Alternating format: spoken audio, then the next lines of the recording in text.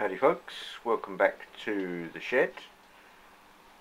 This comes to you after my live stream earlier on. I thought I'd just do a little better view of what I was running. This Denver and Rio Grande 260. Just get a little closer. Yeah, that runs pretty well. I mean, it's a roundhouse, an old roundhouse model with some blue box Denver and Rio Grand Western stock on the back. Coming the other way is another 260. This time New York Central. Much smaller drivers on this one, but another roundhouse model.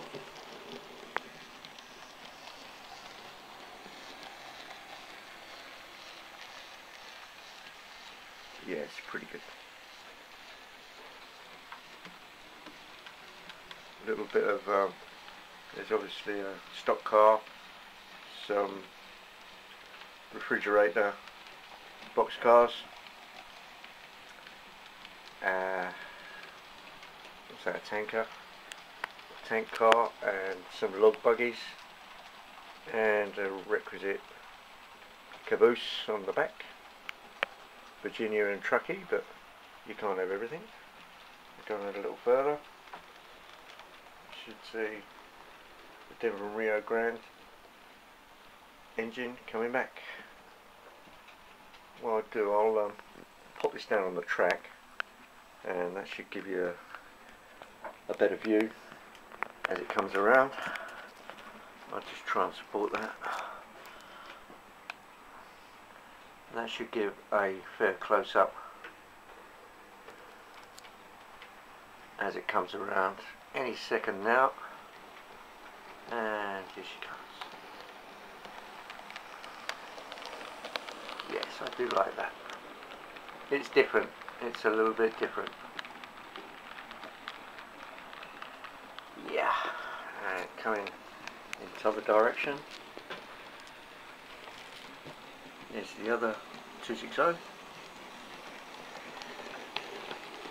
Very dark drivers, and it's quite stark actually, apart from the brass work on there. But still pretty good. That one's a little noisier, but it's got smaller drivers, and I think it's a generally older motor in it and mechanism. But the other one is a bit more modern, I believe.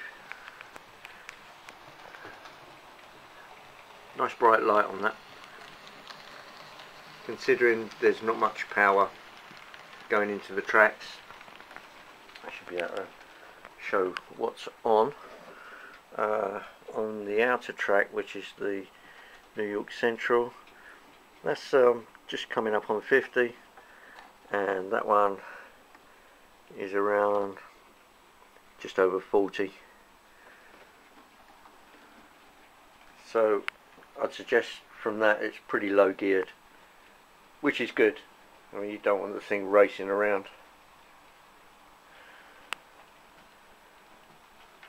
Just thought I'd give a little mention to these little items.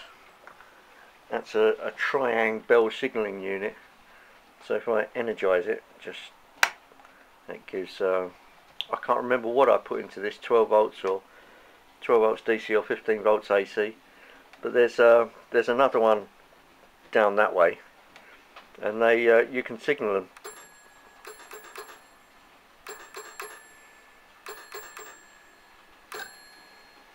And then if I run down to the other unit, which is way down yonder here, there's the other one.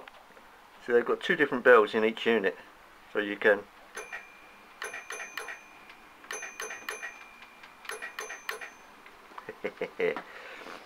and yes, the indicators do actually work. So if I turn this one in that direction, the needle on the other machine will go to green, and I turn it in that direction, it will go to red. So they do actually work. So there's a couple of little electromagnets in them, which that energizes. So it's a clever little unit. Quite rare these days, but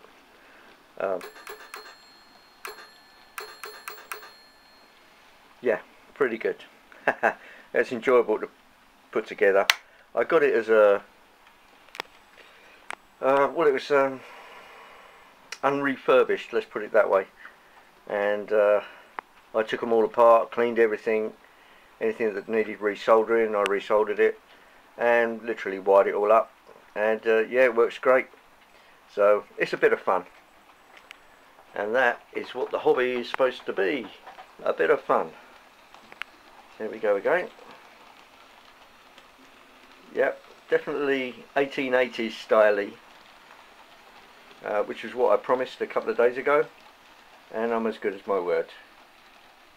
There is some British Rail Mark 1 stock, Mark 2 stock over on yonder platforms, because my son's just got another acquisition, which is that little monster lurking in there, a Deltic. I believe that's Royal Scots Grey, the Akira Scale Deltic. So he can do his own video of that. I won't step on his feet with that one. So that's just a little update. Apparently Akira Scale are coming out with another second run of Akira Scale Deltics, so that's good for anybody who missed out, and bad for all the snipers on eBay who charge exorbitant prices. But there you go, guys. A nice, gentle, American themed model railroad session. Come back to my little favourite. There's just something about the colouring of this. I mean, those wheels are lovely. Really, really like that.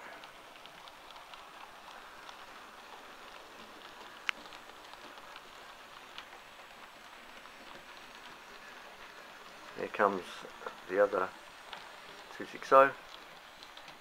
Very, very nice.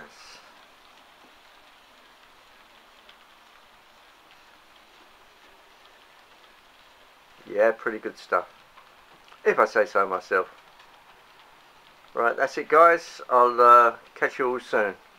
Arrivederci.